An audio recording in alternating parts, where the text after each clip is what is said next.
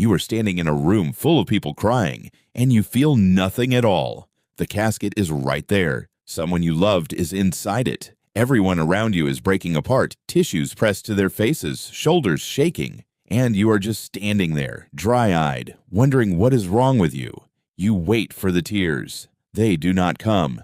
Later that night, you will replay this moment over and over, searching for the crack in yourself that let this happen.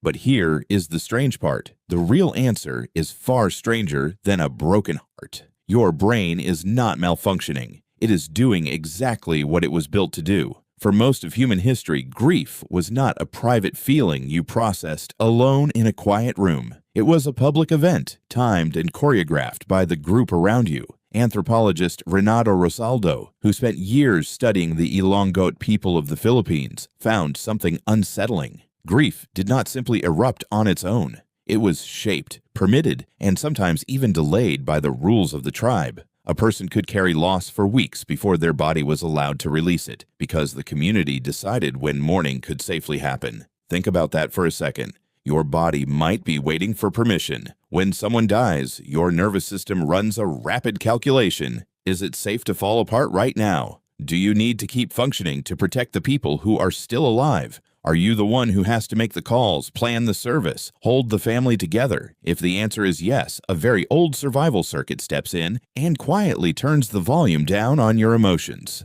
This is not coldness. This is triage. Psychologist George Bonanno spent decades studying how people actually respond to loss, and what he found broke almost every assumption people had about grief. In his research at Columbia University, he discovered that the majority of people who lose a loved one do not experience prolonged, dramatic breakdowns. Most show what he called resilience, a pattern where sadness comes in waves, but daily functioning stays largely intact. For a long time, psychologists assumed this meant something was being repressed, some emotional bomb waiting to go off later. Bonanno's data told a different story. For most people, there was no delayed explosion. The calm was not a mask. It was simply how their mind chose to survive the moment. Your ancestors did not have the luxury of collapsing. Picture a small hunting band 10,000 years ago. A member of the group dies. Maybe from illness, maybe from an accident, maybe from a conflict with a rival tribe. If every single person in that group shut down completely from grief at the same time, who would gather food? Who would keep watch through the night? Who would protect the children? A tribe that could not function during loss was a tribe that did not survive the next loss. Natural selection did not just favor people who could feel deeply. It favored people whose brains could regulate exactly when that feeling was allowed to surface. So somewhere in your biology, there is a switch, and that switch does not always flip on command. Here is where it gets even stranger. Neuroscientist Mary Frances O'Connor, who runs the Grief, Loss, and Social Stress Lab at the University of Arizona, has used brain imaging to study what happens inside your skull during bereavement. Her work shows that grief activates regions tied to attachment and reward, the same circuits involved in craving and addiction. Your brain, in a very real sense, treats the loss of a person the way it treats withdrawal, but withdrawal does not always look the same in every person. Some brains process it as a sharp, immediate ache. Others process it on a delay, releasing the full weight of it weeks or months later, often triggered by something small and unexpected. A song, a smell, an empty chair at a table. That is why you might feel nothing at the funeral and then fall apart 3 months later while doing something as ordinary as grocery shopping. The timing is not a choice you are consciously making. There is also the matter of shock, which behaves like a kind of emotional anesthesia. In the immediate aftermath of a death, especially a sudden one, the brain can enter a dissociative state. Everything feels distant, slowed down, almost unreal, as if you are watching your own life through glass. This is not you failing to feel. This is your nervous system protecting itself from an overload it is not ready to process all at once. The feeling will come. It is simply being metered out in doses your system can actually survive. But there is another layer to this, one that has nothing to do with biology and everything to do with the story you were handed before you ever attended a single funeral. You grew up watching a very specific script for what grief is supposed to look like. Wailing, collapsing,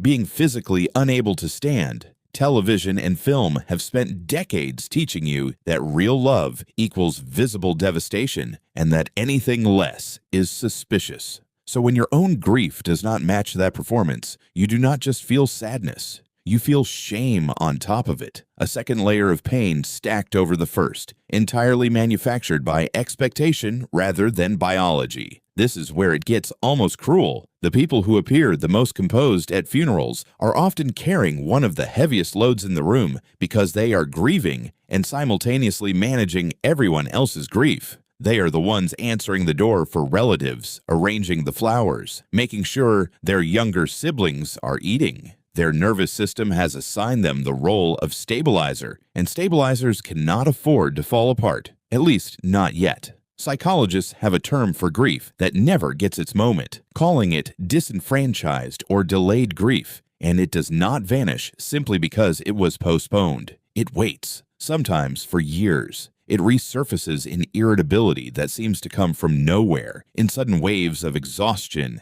in a strange tightness in the chest during a completely unrelated conversation. The body remembers what the mind decided it did not have time to process. So if you have ever stood at a funeral and felt like an outsider to your own sorrow, you were not broken. You were regulated. Your brain looked at the room, assessed what the moment required of you, and made a decision on your behalf before you were even aware a decision had been made. Now think about the last time you scrolled past devastating news online and felt strangely little, a headline about tragedy thousands of miles away, and your thumb just kept moving. You probably judged yourself for that too, wondering if constant exposure to bad news had made you numb, had made you worse. But it is the same ancient system at work. Your brain was built to grieve for a tribe of maybe 50 people, not for a species of 8 billion delivered to you in an endless feed. It cannot fully process every loss it is shown, so it filters, it distances, it protects your capacity to keep functioning in a world your ancestors never could have imagined. That numbness at the funeral, that quiet at the news, is the same mechanism your ancestors relied on to keep a group alive through unbearable moments. It is not the absence of love. It is love still running the oldest program it has ever known, quietly deciding when it is finally safe to let you feel the full weight of what you lost.